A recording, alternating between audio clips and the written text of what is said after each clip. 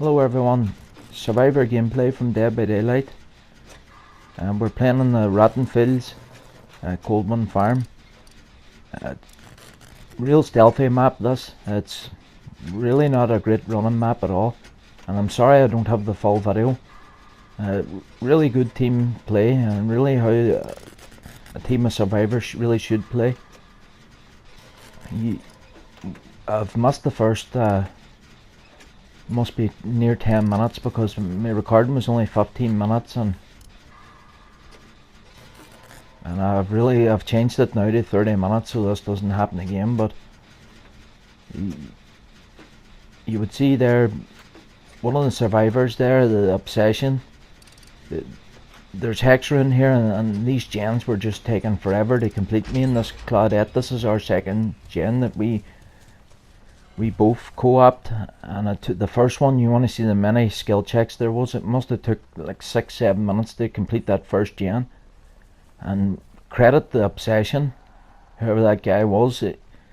It's really not a great running map, and that guy really just had the killer on him the whole time that me and Claudette done those first two gens, and that's that guy's second down. There are really no real pallets to loop or anything in this map, and I don't know what that person done. The person didn't evade or lose them in the cornfields, because I was watching the obsession the whole time. The obsession was moving, which means that the killer's giving chase. That person must have been really running those jungle gyms really well. Real tough map. You don't see a lot of people run this map too often. It's really a stealth map. I was really glad I brought urban evasion. I wasn't using urban evasion for a long time there, and every time I played the Rotten Fields I really felt naked without it. It was really tough. In fairness to the killer in this game, the killer did not camp anyone. A little bit of camping at the end, but you see the way the game goes. It's exit gates open, person on the hook. What does the killer got to do? But we've got the hex rune, and it was really tough, and I'm glad that hex rune's gone. And as always, trying to take out the gens in the center of the map, give the killer as much space to. But it's me and the Claudette took out two gens at the bottom, and my plan is always to leave one gen at the bottom so that the killer's got loads of distance to make up to check that gen. But I think someone had taken that gen out as well, and we kind of got boxed in up the top of the map. The Huntress has iridescent heads. That's the hatchet head that it takes away 4 of her hatchets, but she's only got 1 hatchet. Well, she can have another add-on where she can carry an extra hatchet, so she could have 2 one-shot hatchets. I knew it was the Huntress once I seen the obsession go down with an insta down. I knew it was the Huntress. I didn't hear no chainsaws, or I just knew we were playing against the Huntress. There, someone's in the basement. In fairness to this killer did not camp or really tunnel anyone.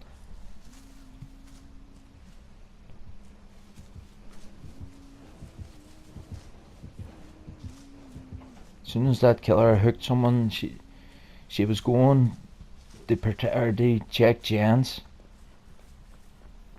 Real good, confident killer play. Not a great map for the Huntress either, but if the survivors aren't stealthy, well, it's a great map for the killer. But I always feel super confident in this map with urban evasion, especially if you have urban evasion and sprint burst. You're doing a gen and the killer comes. Well, you could just take off with your sprint burst into the cornfield and then just urban evasion left or right and go like 7-8 feet left or right, and then hooked back towards the direction the killer was coming. And it normally foxes the killer every time.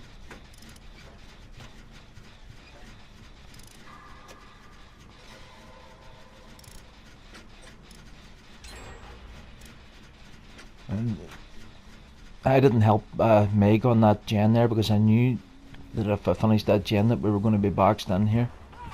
And there's the huntress on me. She's got those iridescent heads.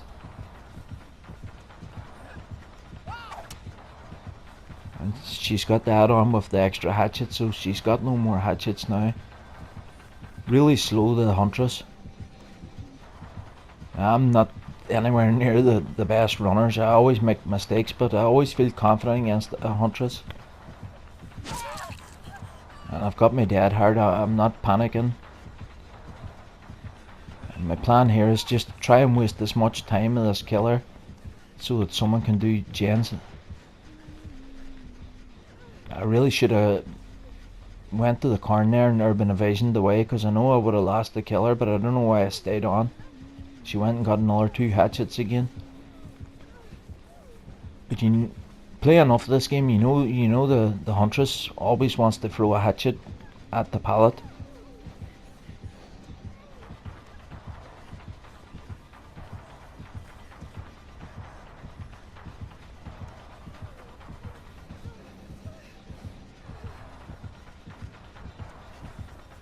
I tried to feint her at the pallet there,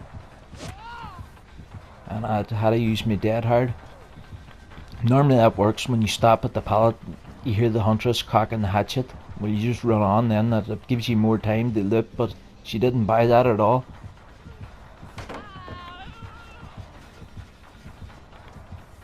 And here's my mistake now. I really lost track of the killer there. It always pays to look behind you whenever you're running. I just didn't do it that time. That's my running. It's always full of mistakes. But look at this guy. He's even staying on. He knows that the cooldown of the killer's hit, that he's got more time to stay there and block the hook. But I was never getting out of the killer's grasp there. Credit that guy all the same. But it was still a good enough run. I'd give the team time to get the exit gate open, or get the last gen done, because we were really boxed in. 3 gens were really close by.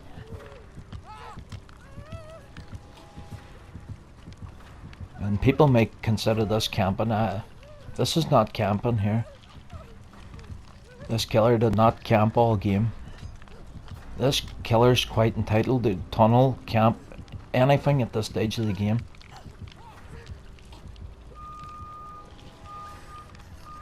And look at these survivors. There's iridescent heads, and nobody's really playing selfish. Everyone's really. And look at that shot from the killer. Wasn't watching again.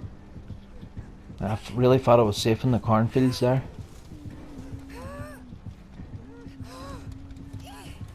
Back on the hook again. Oh, glad the exit gate's open. And Huntress seen the exit gate open.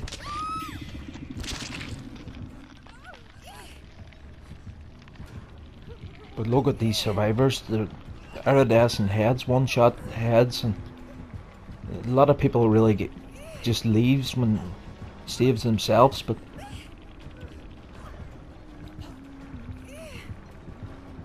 this is how Dead by Daylight should be played. Really is a team game. And the Huntress there, I know I say she's entitled to camp at this stage of the game, but she still didn't face camp. She was like just patrolling. The exit gate's open. She knows there's someone on the hook. There's really nowhere for that killer to go, really. And there's no chance I can leave after someone saved me and them getting down then. You really got to stay behind and really try and help.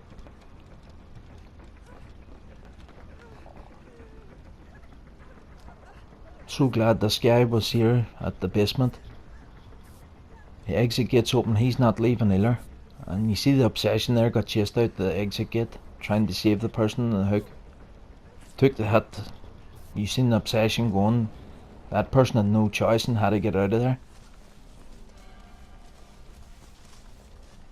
Credit that person though, because the first 7-8 minutes of the game where the killer was on her the whole time, and there's really not a lot of real good running places.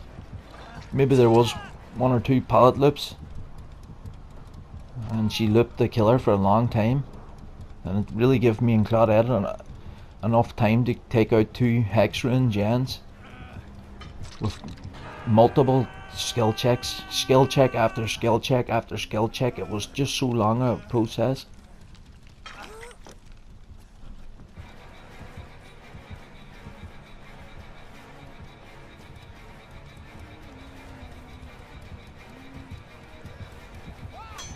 I would say really it was the iridescent heads that really saved us in this game,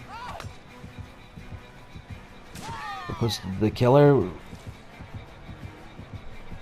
I'm not staying behind to taunt this killer here. I'm just really trying to waste the killer's time so that other guy can get out somewhere else. I really believe it was the iridescent heads that really saved us that game, because if that huntress had not had those one-shot hatchets, well, I believe that huntress would have really camped a lot closer and not let anyone, but she had the one-shot hatchets and she was really trying to get someone else. And I give a thumbs up to all players, and I hope that huntress saved game. I would say she did with 20,000. With those iridescent heads, she really wanted another kill, and it really gave us the chance to escape, but really great team play. Thanks for watching.